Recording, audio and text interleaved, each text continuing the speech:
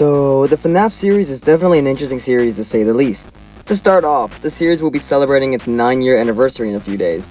That means that the series is almost a decade old, which is alarming because the series started when I was 9 years old.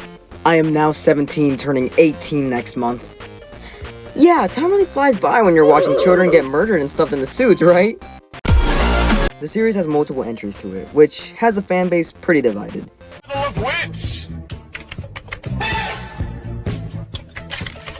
Some say that the series should have ended with FNaF 6, with the bittersweet ending to it, all in a fiery blaze. Others wish it ended at FNaF 3, which, at the time, was promised to be the ending, laying the original souls to rest along with the perfect ending to solidify the FNaF series as a legendary horror trilogy.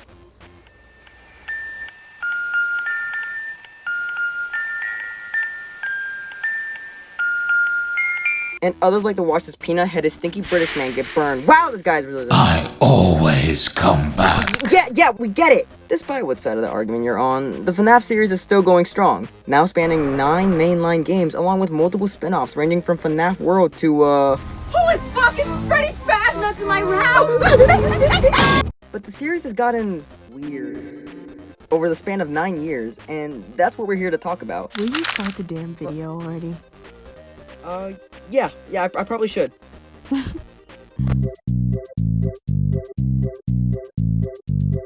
When it comes to the characters, there's upwards of 100 or more characters. Like, everybody knows their Freddys and their Bonnies.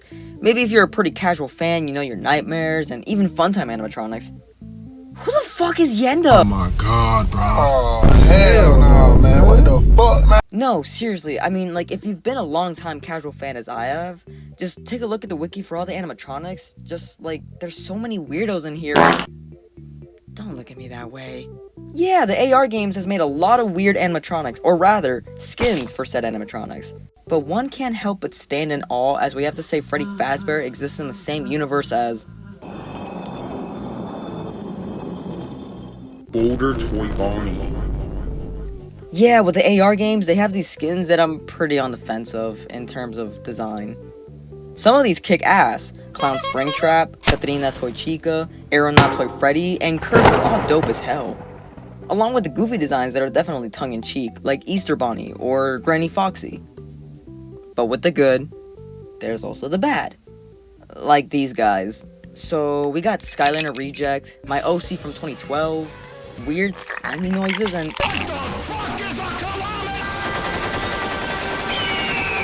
Okay, I know these are just skins and aren't canon to the game, but the canon animatronics are and can be equally as confusing and repulsive as these guys. Shadow Bonnie, or RWQF, was one of the first really weird animatronics in the series, first debuting in FNaF 2. Aside from the weird-ass name, he also has a once-in-a-million chance of appearing in your office. Really an anomaly of an animatronic. My nephew says he saw him once, but I think he's full of it. The mediocre melodies. Wow, these guys are ugly. Aside from being mostly irrelevant, emphasis on mostly, these knockoffs appear in Ultimate Custom Night. And these 3 specifically also have a rare secret voice lines when they get you, which is... Just take a listen. Moody, please.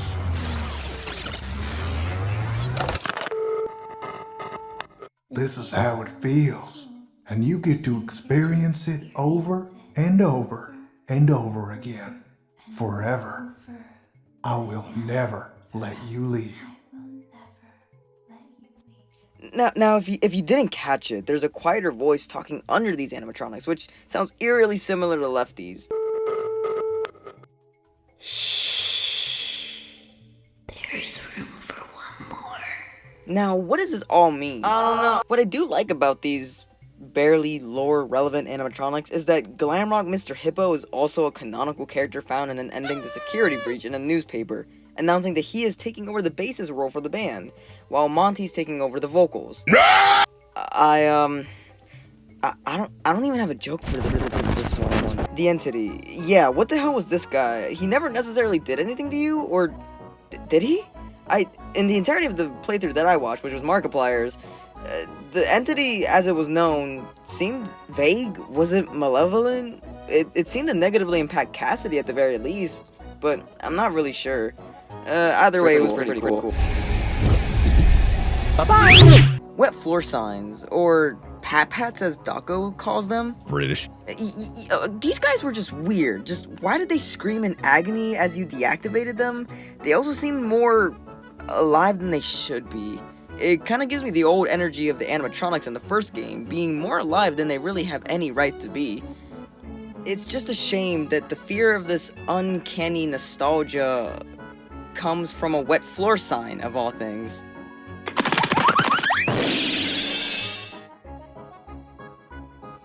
No, this isn't a bit anymore. I'm actually really hurt. This isn't funny anymore. Hi, I'm a person you don't know. I don't know what that is. And I'm here to talk to you about some stuff. I mean, I said farts. I never understood the FNaF lore or the timeline, since it's always been all over the place. Purple guy is weird, guys. Can we agree? No, seriously. Up until recently, we didn't even know who this guy was. He was just a couple of pixels on a screen, and yet he was more than that. He was some Tumblr OC, even an animatronic at some point. It was weird. And above all, he was the one who started it all. You did this! You just had to kill those kids! Why do you always have to come back? Oh, and don't even get me started with what the fandom made him and what they thought he was. Old FNaF fans will remember Vincent and the needles and his stupid man bun ponytail thing. And then we finally got to see his canonical look, and he was... Tumblr users were not happy with this one. People don't realize how much the fans impacted the series. The theories and rumors that were spoken of throughout the fanbase's time. A lot of the series was decided by the fanbase too, since old Scotty Boy kept us in the dark. A lot of canonical names were decided by the fans, along with the headcanons that would eventually become canon. Then there's the timeline. This wasn't part of the deal. Or the contract. I was never told to talk about the timeline. I don't want to talk about the timeline. And can we please talk about how annoying the fanbase could be at times? You was divided 83, no, it was divided 87. How about you fight that? The FNaF fanbase really is beautiful. They managed to somehow explain all the bullshit Scott decided to throw at us. Congrats, guys. We did it. Children died, but we did it.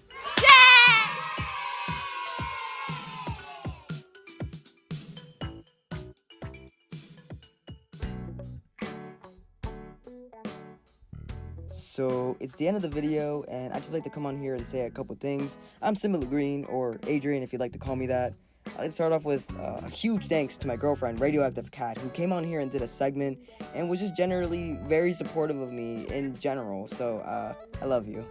Along with that, I'd like to say something to my fans, if I even have any of those, is that this video was a big honking video, and it took a while for me to edit, almost a month and a half of editing. So if you really like this content, a longer, in-depth video about a subject, I don't mind making more of these.